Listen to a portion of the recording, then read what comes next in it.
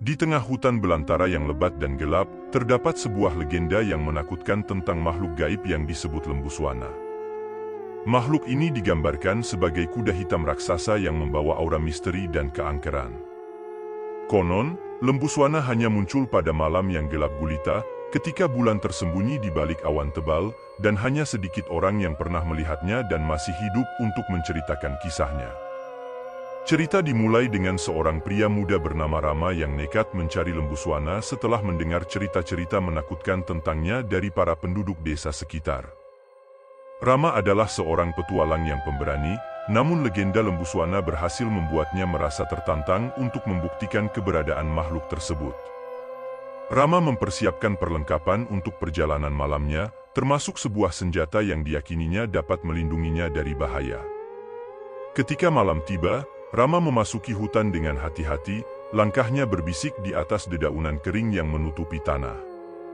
Setelah berjalan cukup jauh, Rama tiba di sebuah lapangan terbuka di tengah hutan. Di tengah lapangan itu, dia melihat sesosok kuda hitam raksasa berdiri tegak.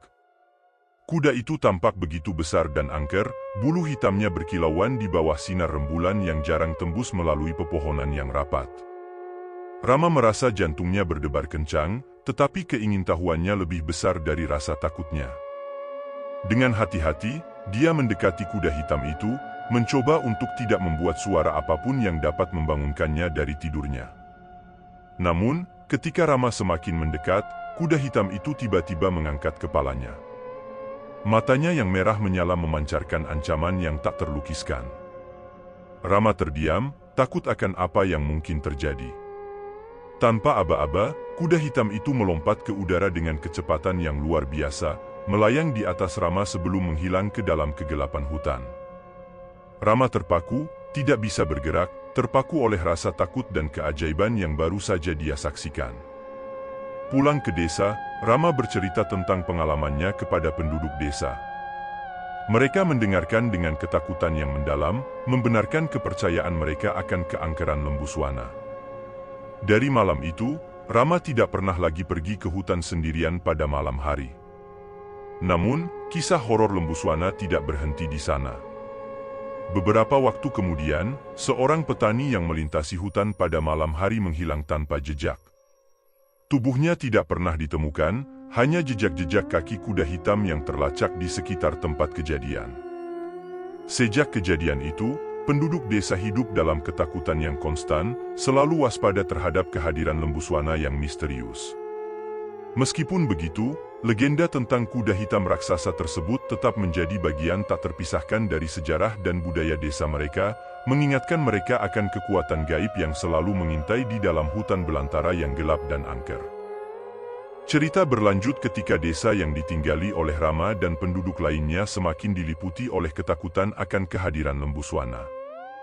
Setiap malam, suara desingan angin dan gemuruh hutan membuat mereka merasa semakin terancam oleh kehadiran makhluk tersebut. Seorang wanita muda bernama Sari, yang juga tinggal di desa itu, merasa iba melihat ketakutan yang melanda desanya. Dia memutuskan untuk melakukan sesuatu untuk mengakhiri teror yang menghantui desanya. Dengan tekad yang kuat, Sari meminta restu dan bantuan dari para tetua desa untuk menemui dukun setempat yang konon memiliki kekuatan untuk melihat dan berkomunikasi dengan makhluk gaib. Dengan didampingi oleh beberapa tetua desa, Sari pergi ke kediaman dukun tersebut. Dukun tersebut, yang dikenal dengan nama Ki Joko, menerima mereka dengan ramah.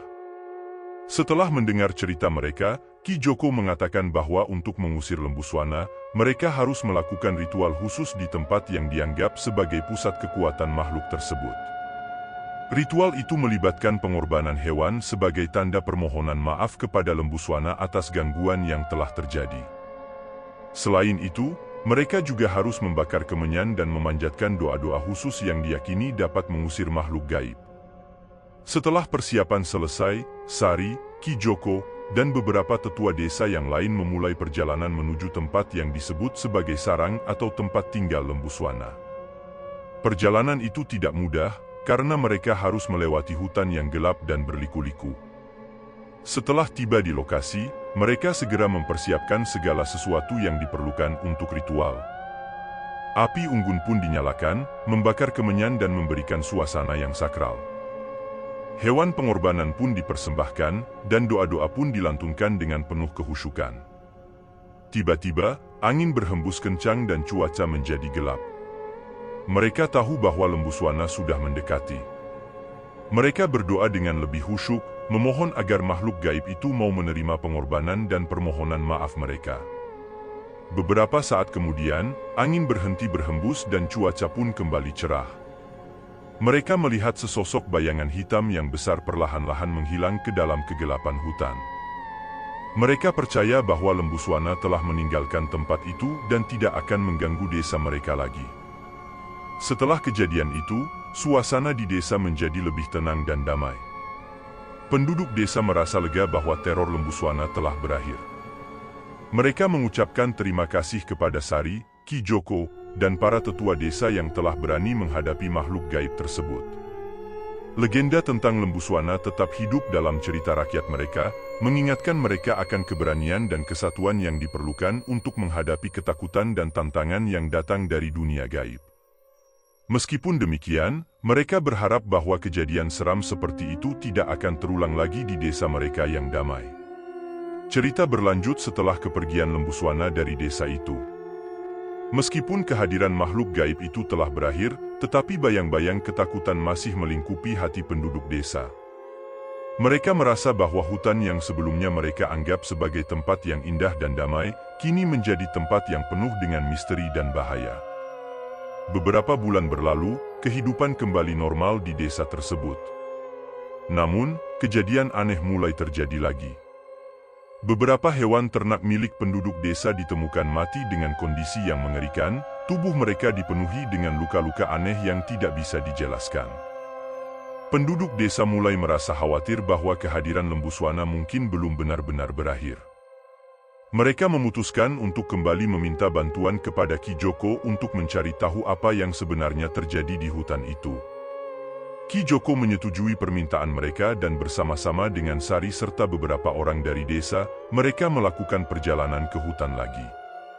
Kali ini, mereka tidak mencari Lembuswana, tetapi mencoba mencari tahu tentang kehadiran makhluk lain yang mungkin berada di hutan tersebut.